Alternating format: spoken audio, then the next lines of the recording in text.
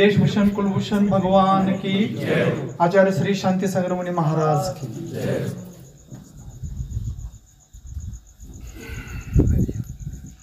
Visat कंदोट दलानुयारम सुलोयनम चंदसमान तुंडम घोनाजियम चंपय puff Soham तम गोमटेसम पनमामि नित्यम तम गोमटेसम पनमामि नित्यम तम गोमटेसम पनमामि नित्यम।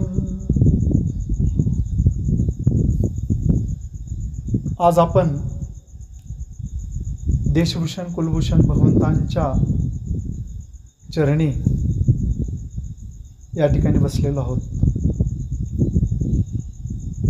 अगदी 10 मिनिटापूर्वी बालब्रह्मचारी अनिलजी ठिकाणी सर यांनी देशभूषण कुलभूषणची कथा आपल्याला मोजून 4.5 मिनिटांमध्ये त्यांनी सांगितली।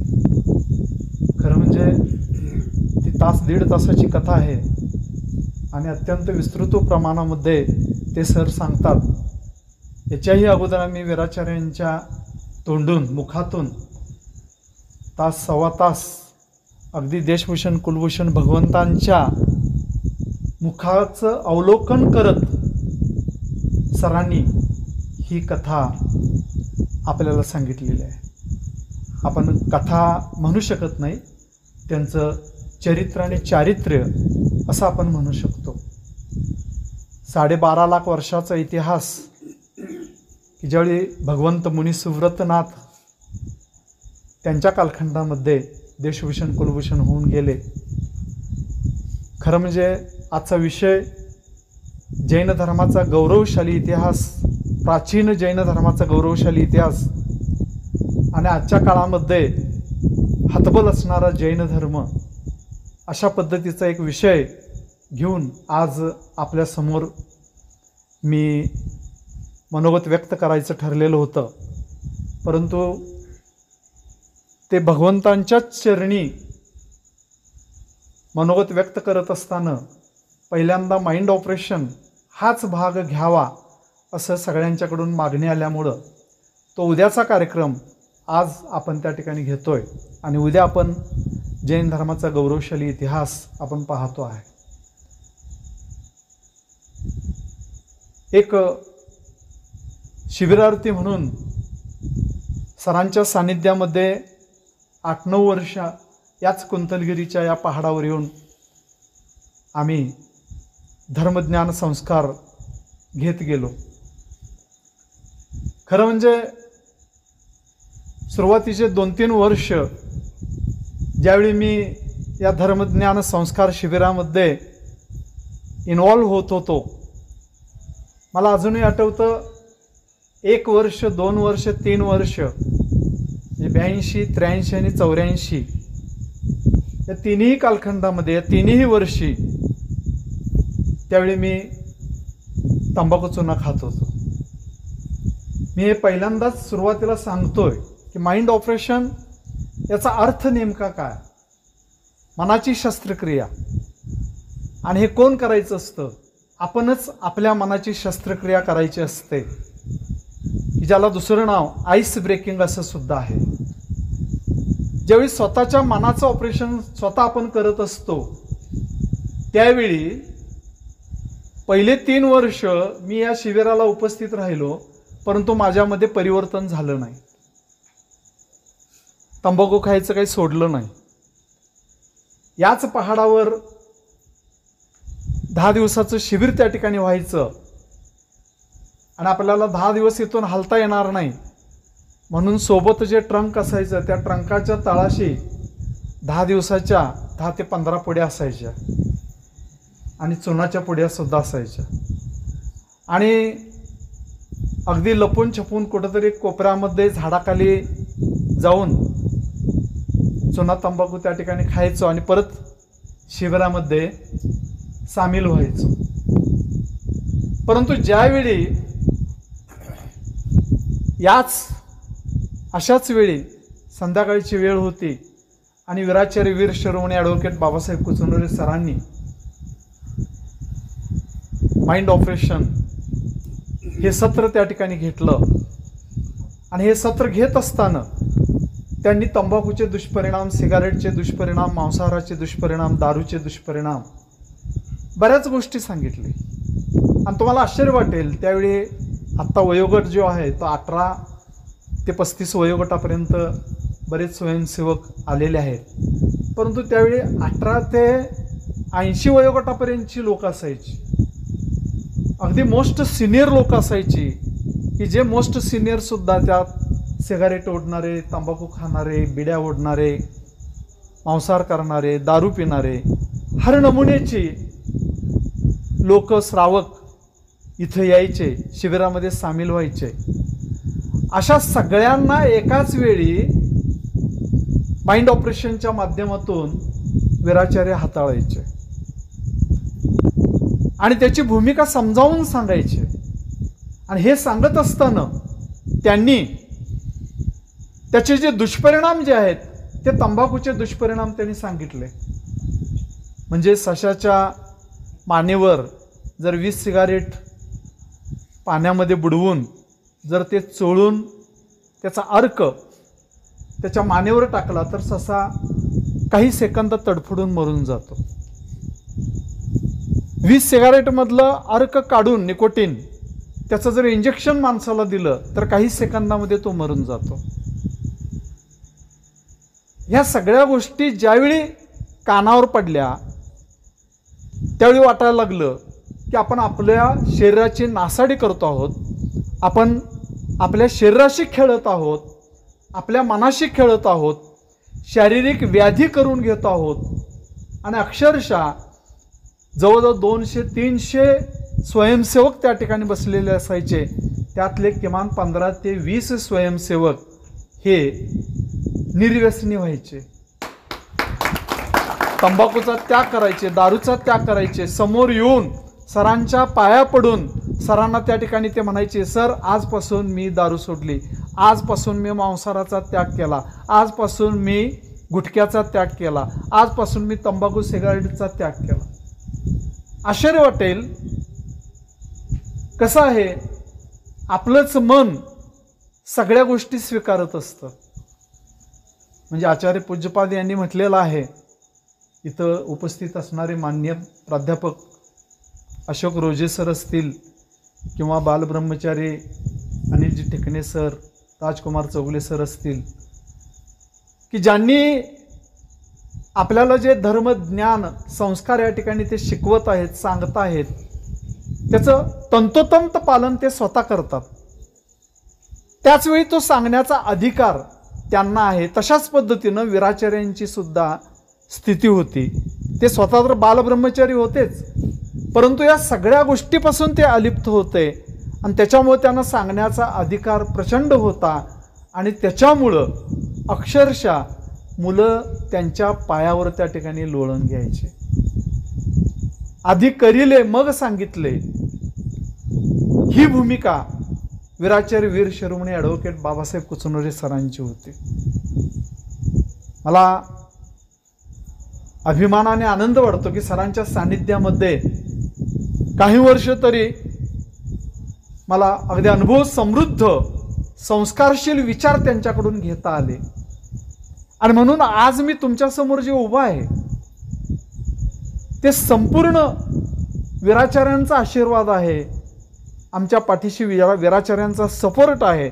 म्हणून आज मी इथं उभा राहून बोलू शकतो. कारण शिबिरार्थी म्हणून 8-9 वर्ष, सहसंयोजक म्हणून काही वर्ष, संयोजक म्हणून काही वर्ष आणि नंतर मार्गदर्शक म्हणून आत्तापर्यंत जवळजवळ 43 शिबिरापैकी 4-5 शिबिरं जर सोडली तर प्रत्येक शिबिरामध्ये या ठिकाणी मी उपस्थित आहे. आणि या कुंतलगिरीचं दर्शन आणि कुंतलगिरीचे संस्कार आमच्यावर त्या ठिकाणी होत आहेत.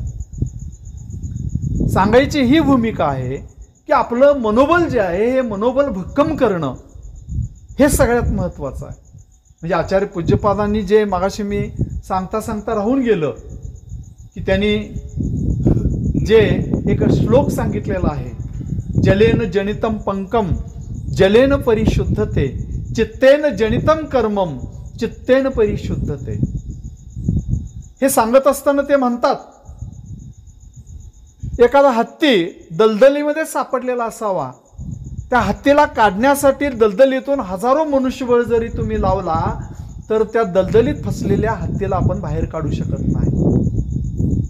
त्या हत्तीला काढण्यासाठी हत्तीचाच वापर करावा लागतो.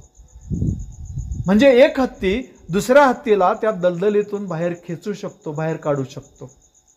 माणसाच्या मनाचं सुद्धा आचार्य पूज्यपादजी म्हणतात, माणसाच्या मनाचं सुद्धा असंच आहे की ज्यावेळी आपण पाऊस पडताना ज्या मातीमध्ये पाऊस पडतो त्या मातीचं चिखलात रूपांतर होतं आणि त्या चिखलामध्ये आपण वावरलो तर आपल्या पायाला चिखल लागतं. आपल्या पायाला चिखल लागल्यानंतर ते चिखल धुवून काढण्यासाठी सुद्धा आपल्याला त्याच पावसाच्या पाण्याचा वापर करावा लागतो. जे पावसाचं पाणी चिखल निर्माण करतं तेच पावसाचं पाणी चिखल धुवून काढण्याचं सुद्धा काम करतं. आणि हेच आचार्य पूज्यपाद आपल्याला म्हणतात की मनाचं सुद्धा तसंच आहे. ते कशाय स्वीकारणं आणि ते कशाय आपल्या मनातून दूर करणं हे आपल्या मनावर अवलंबून आहे. म्हणून तर बहिणाबाई चौधरी म्हणतात, मन वडाये वडाये उभ्या पिकातलं ढोर की ते हाकला हाकला फिरे येते पिकावर. मन हे ओढाळ जनावरासारखं आहे, कितीही पिकावरून हाकलून लावलं तर ते परत परत पिकावर येतं.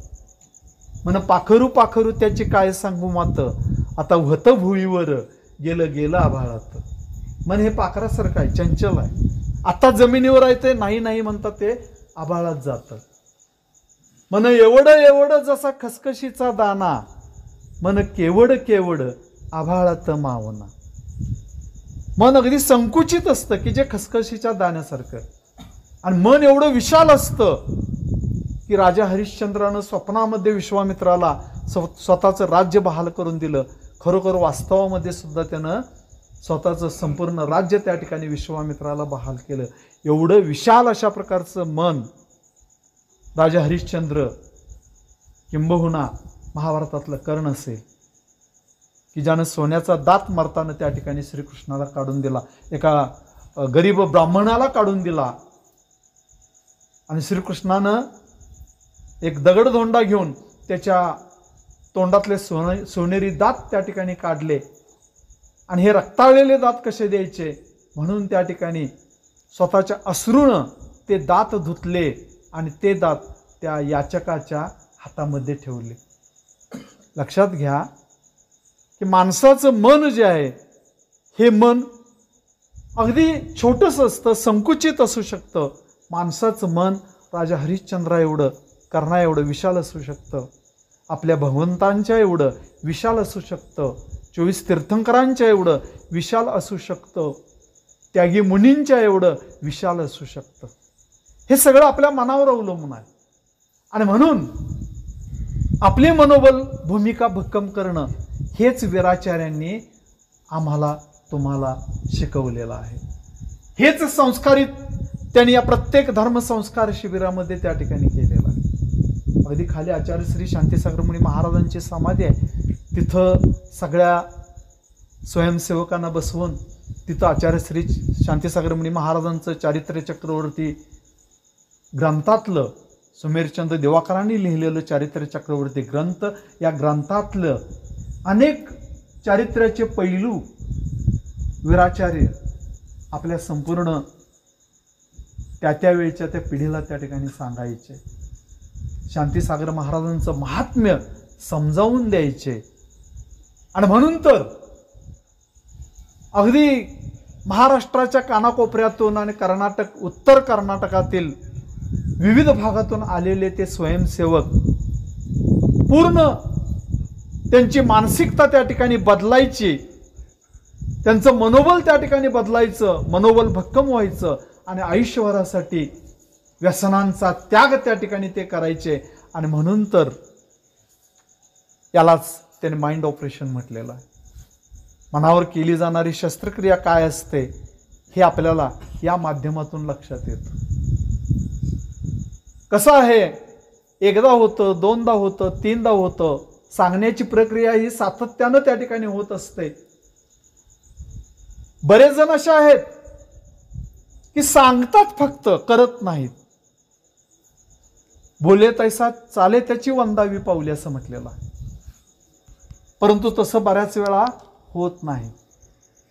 मला आठवतं, आम्ही रुकडीच्या, म्हणजे माझं मूळ गाव रुकडी, आणि तिथं पर्युषण पर्व व्याख्यानमाला आम्ही ज्यावेळी ठेवत होतो, त्या पर्युषण पर्व व्याख्यानमालेमध्ये मी आमच्या कॉलेजच्या प्राध्यापकांना व्याख्यानासाठी मी बोलवलेलो होतो. आणि व्याख्यानाला विषय दिलेला होता व्यसनमुक्ती ही काळाची गरज. प्राध्यापक महाशयांना घेऊन यायची जबाबदारी माझ्यावर होती. मी माझ्या गाडीवर बसवून त्यांना घेऊन आलेलो होतो. चहा पाणी झाल्यानंतर व्याख्यानाला ते मंदिरामध्ये उभा राहिले. 2 तास वीर सैनिकांच्या पुढं, संपूर्ण जैन समाजाच्या पुढं अत्यंत सुंदर अशा प्रकारचं व्याख्यान त्यांनी दिलं. अगदी हसवून सोडलं. एवढंच नव्हे, त्या व्यसनाचे दुष्परिणाम त्यांनी सांगितलं, त्याच्यावर उपायही त्यांनी सांगितलं. सगळं त्या ठिकाणी केलं. 2 तास व्याख्यान त्या ठिकाणी संपलं. परत त्यांना सोडायची जबाबदारी माझ्यावर होती, म्हणून मी गाडीवर त्यांना बसवून घेतलो. गाडीला किक मारली. आमच्या रुकडीजवळून रेल्वे जाते. रेल्वे फाटक बंद होतं, म्हणून मी गाडी थांबवली. गाडी थांबवल्यानंतर आमचे प्राध्यापक महाशय उतरले. समोर पानपट्टीचं दुकान होतं. त्या पानपट्टीच्या दुकानात गेले. ब्रिस्टॉलचं पाकिट घेतलं आणि ब्रिस्टॉल शिलगावत लायटरनं ते गाडीवर येऊन बसले. मी त्यांच्याकडे बघतच राहिलो. सर हे काय? सर हसले. गाडीवर बसले. गाडीला किक मारलो. फाटक उघडलं गेलं होतं. गाडी गेटमधून मी फाटकातून बाहेर काढली. त्याच वेळी एक ट्रक आमच्या गाडीला पास करून पुढं गेला. प्राध्यापक महाशयांनी त्या ट्रकच्या पाठीमागे एक वाक्य लिहिलेलं होतं. त्याच्याकडे बोट करून दाखवलं. ते वाक्य असं होतं, हे असंच चालायचं. हे असंच चालायचं. सांगायची भूमिका ही आहे की अशा पद्धतीचे लोक समाजामध्ये मोठ्या प्रमाणात आहेत. म्हणजे बोले तैसा चाले त्याची वंदावी पाहुले, ही संतांची भूमिका जी आहे ही मागं पडत चाललेली आहे. बोलणारे बोलत जातात, ऐकणारे ऐकत जातात, सांगणारे सांगत जातात, आणि मग त्याचा परिणाम जो आहे तो परिणाम त्या ठिकाणी शून्य होत राहतो. आणि म्हणून लक्षात घ्या, चारित्र्यवान लोकांची चरित्र आपण वाचली पाहिजेत. चारित्र्यवान लोकांची चरित्र, त्याचे अवलोकन आपण केले पाहिजेत. त्याच चरित्रातून, कारण एक बाबासाहेब कुचनोरे ज्यावेळी चारित्र्य चक्रवर्ती हा ग्रंथ ज्यावेळी वाचले त्यावेळी ते वीराचार्य वीर शिरोमणी झाले. म्हणजे एका चारित्र्य चक्रवर्ती या ग्रंथानं सरांचं जीवन व्यापून टाकलं आणि सरांचं जीवन अत्यंत लवचिक आणि संवेदनशील त्या ठिकाणी बनलं. आणि म्हणून लक्षात घ्या की ग्रंथ वाचनामुळं आपलं संपूर्ण मन बदलतं. आणि म्हणून पुस्तकं आपण वाचली पाहिजेत. ग्रंथांचा स्वाध्याय केलं पाहिजे. जैन धर्मीय ग्रंथांचा स्वाध्याय केलं पाहिजे. आपला इतिहास आपल्याला माहिती पाहिजे. म्हणजे उद्या मी त्या संदर्भात बोलणार आहे म्हणून मी त्या विषयाकडे आता जात नाही. परंतु आपला इतिहास जो आहे तो इतिहास जर आपल्याला माहीत नसेल तर आपल्यातल्याच आचार्यांनी त्या ठिकाणी म्हटलेलं आहे की तुम्ही वेश्यापुत्र ठरता. जर तुम्हाला तुमचा इतिहास माहिती नसेल तर तुम्ही वेश्यापुत्र ठरता. कारण वेश्यापुत्राला आपला बाप कोण आहे हे माहीत नसतं. आणि जर तुम्हाला आपला इतिहास माहीत नसेल तर तुम्ही सुद्धा त्या वेश्यापुत्रामध्ये मोडता. आणि म्हणून लक्षात घ्या, एका आचार्यांनी आपल्या श्लोकातून आपल्याला वेश्यापुत्र ज्यावेळी संबोधतात त्यावेळी लक्षात घ्या आपलं वाचन किती आणि आपल्या गौरवशाली इतिहास जो आहे त्या इतिहासाची पारायण आपण किती केली पाहिजे, त्या पुस्तकांची पारायण आपण किती केली पाहिजेत. आणि मग देशभूषण कुलभूषण भगवंतांच्या चरणी यायचं आणि फक्त मूर्तीकडे पाहायचं आणि निघून जायचं. त्या देशभूषण कुलभूषण भगवंतांचा इतिहास काय आहे हे आपल्याला माहीत नसायचं, काही उपयोग नाही. आणि म्हणून माइंड ऑपरेशन जे म्हटलेलं आहे, मनाची जी प्रक्रिया जी आहे, हे जे संवेदनशील मन जे आहे, हे संवेदनशील मन असंच जर टिकवून ठेवायचं असेल तर त्यासाठी वीराचार्यांच्या भूमिकेतून आपल्याला गेलं पाहिजे. मला आजही आठवतं, अगदी राधानगरीकडचा एक स्वयंसेवक वीर सेवा दलामध्ये काम केलेला आणि नुकतंच त्याला पुण्याला नोकरी लागली. 1-2 वर्ष तो पुण्यामध्ये काम केला. बऱ्याच दिवसानं तो आपल्या गावाकडं निघालेला होता. गावाकडं जात असताना तो कोल्हापूर एस टी धरला, पुण्याहून कोल्हापूरला आला. कोल्हापूरमध्ये दुसरी एस टी त्यानं पकडली आणि तो राधानगरीला जायला निघाला. अगदी डोंगर कडे कपारीतून जात असताना, अगदी राधानगरी 2 ते 3 किलोमीटर अंतरावर आहे, तर तो स्वयंसेवक त्या बस कंडक्टरला त्या ठिकाणी उद्देशून म्हणतो की कंडक्टर साहेब, मला इथंच उतरायचं आहे, तुम्ही जरा गाडी थांबवा. कंडक्टर म्हणतो, अहो राधानगरी अजून 2 ते 3 किलोमीटर अंतरावर आहे, तुम्ही इथंच कुठं मध्येच उतरता. त्यावेळी तो म्हणतो की श्रावण महिना संपत आलेला आहे, पावसानं संपूर्ण दऱ्याखोऱ्यातला हा भाग अत्यंत गर्द हिरवाईनं नटलेला आहे. अगदी श्रावण मासी हर्षमानसी हिरवळ दाटे चोहीकडे अशी परिस्थिती निर्माण झालेली आहे आणि मला हे संपूर्ण निसर्गाचा आस्वाद घेत मला जायचं आहे. असं म्हटल्यानंतर कंडक्टरनं बेल दाबली. बेल दाबल्यानंतर तो स्वयंसेवक बसमधून उतरला. बस पुढे निघून गेली. हा शबनम गळ्यामध्ये अडकवून गाणं म्हणत शीळ घालत आपल्या गावाच्या दिशेनं चालत चाललेला आहे, निसर्गाचा आस्वाद घेत चाललेला आहे. आणि त्याच वेळी जी एस टी पुढून गेलेली होती ती एका डोंगराला वळसा घालत पुढं जात असताना डोंगरावरची दरड कोसळली. ऑन दी स्पॉट त्या एस टीवर 7 ते 8 लोक तिथल्या तिथं मृत्युमुखी पडले. आता लक्षात घ्या, ज्यावेळी 7 ते 8 लोक मृत्युमुखी पडली आणि हा स्वयंसेवक गाणं म्हणून ते एस टी जवळ जातो, बघतो तोपर्यंत ॲक्सिडेंट मोठा झालेला आहे. आपण काय म्हणालो असतो, बरं झालं मी इथंच उतरलो, माझा जीव वाचला, जग वाचलं.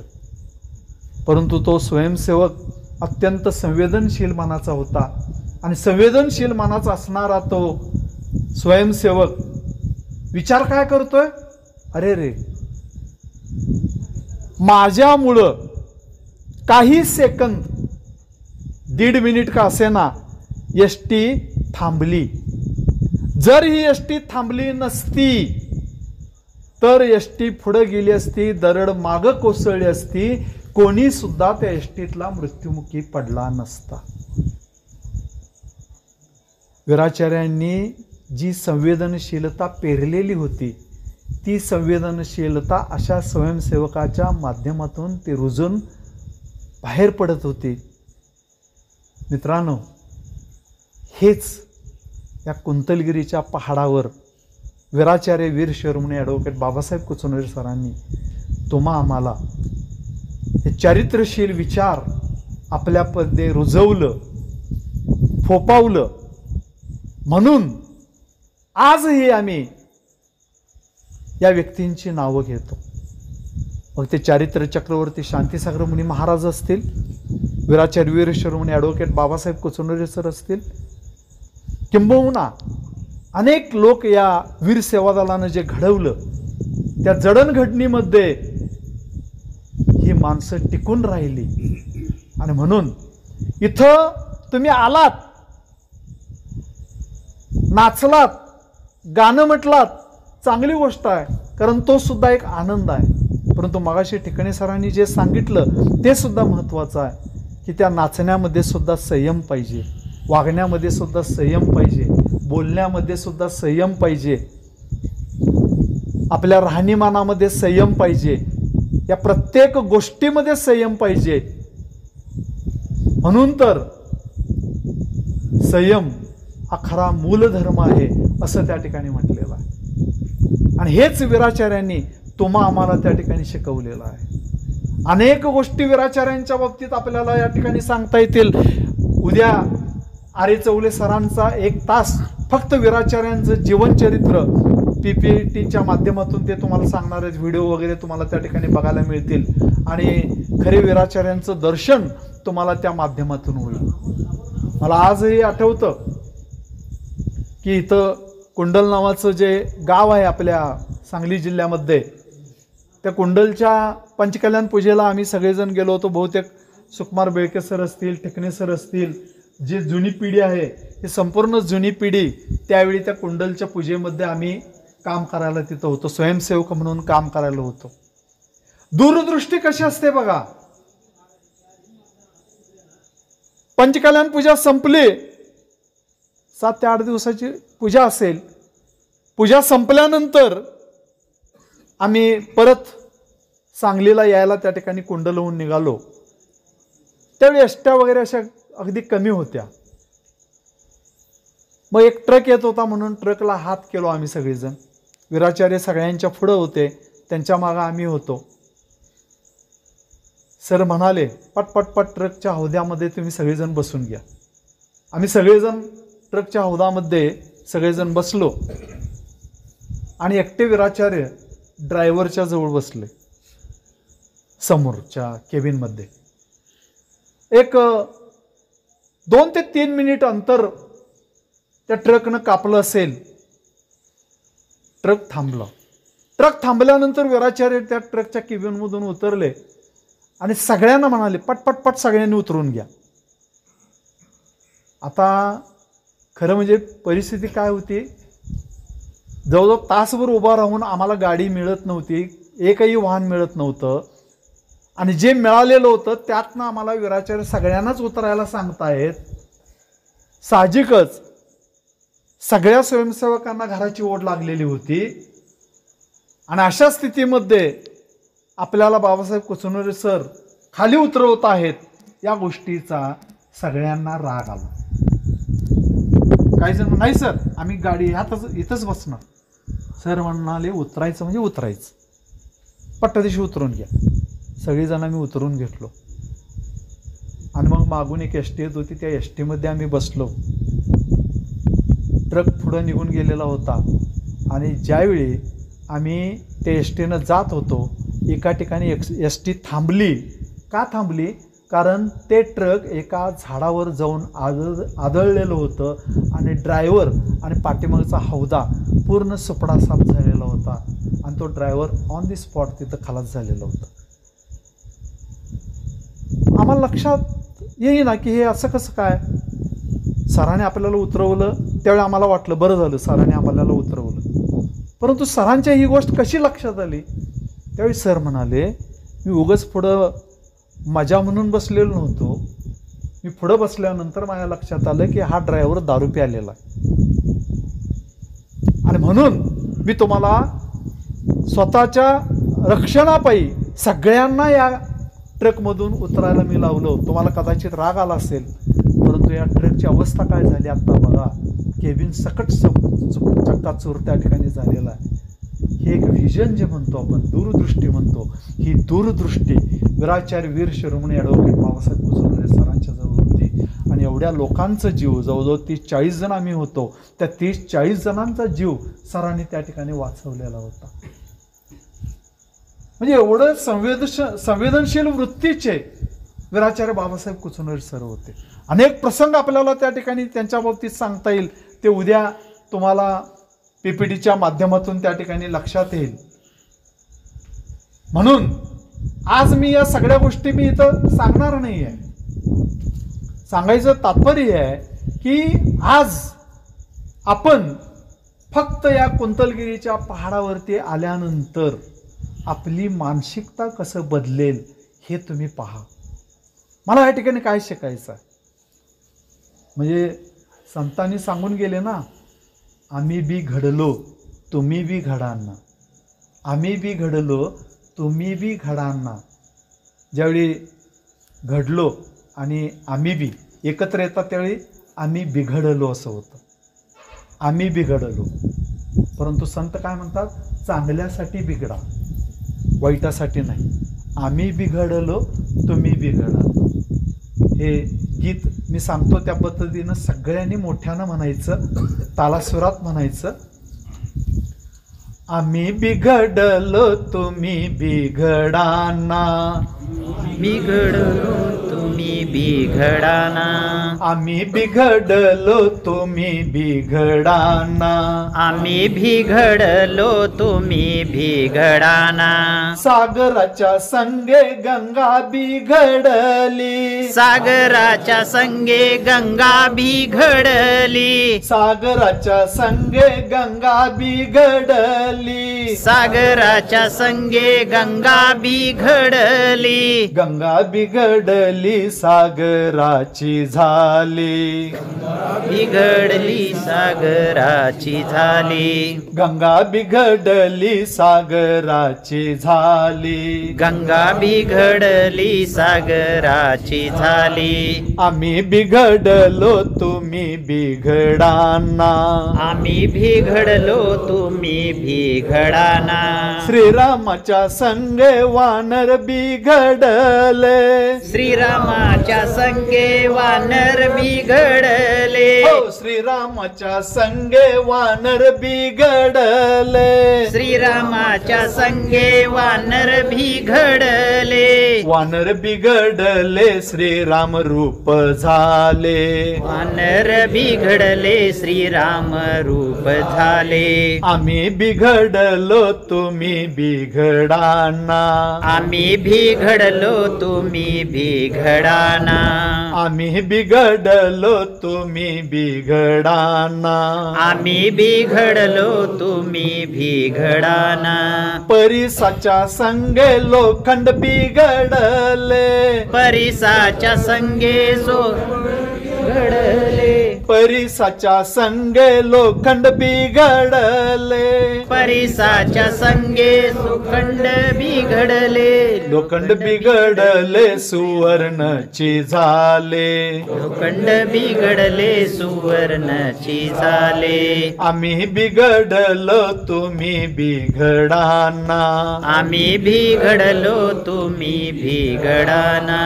आम्ही बिघडलो तुम्ही बिघडाना. आम्ही बिघडलो तुम्ही बिघडाना. रामकृष्णा संगे नरेंद्र बिघडला. रामकृष्णा संगे नरेंद्र बिघडला. रामकृष्णा संगे नरेंद्र बिघडला. रामकृष्ण संगे नरेंद्र बिघडला. नरेंद्र बिघडला विवेकानंद झाला. नरेंद्र बिघडला विवेकानंद झाला. आम्ही बिघडलो तुम्ही बिघडाना. आम्ही बिघडलो तुम्ही बिघडाना. समंत भद्रा संगे बाबा बिघडले. समंत भद्रा संगे बाबा बिघडले. समंत भद्रा संगे बाबा बिघडले. समंत भद्रा संगे बाबा बिघडले. बाबा बिघडले वीराचार्य झाले. बाबा बिघडले वीराचार्य झाले. बिघडले वीराचार्य झाले. आम्ही बिघडलो तुम्ही बिघडाना. आम्ही बिघडलो तुम्ही बिघडाना. आम्ही बिघडलो तुम्ही बिघडाना. आम्ही बिघडलो तुम्ही बिघडाना. आम्ही बिघडलो तुम्ही बिघडाना. आम्ही बिघडलो तुम्ही बिघडाना. आम्ही बिघडलो तुम्ही बिघडाना. आम्ही बिघडलो तुम्ही बिघडाना. आम्ही बिघडलो तुम्ही बिघडाना. आम्ही बिघडलो तुम्ही बिघडाना. आम्ही बिघडलो तुम्ही बिघडाना. आम्ही बिघडलो तुम्ही बिघडाना. आम्ही बिघडलो तुम्ही बिघडाना. आम्ही बिघडलो तुम्ही बिघडाना. जय बोलो 24 भगवान की जय. देशभूषण कुलभूषण भगवान की जय. अमर रहे अमर रहे. अमर रहे अमर रहे अमर रहे अमर रहे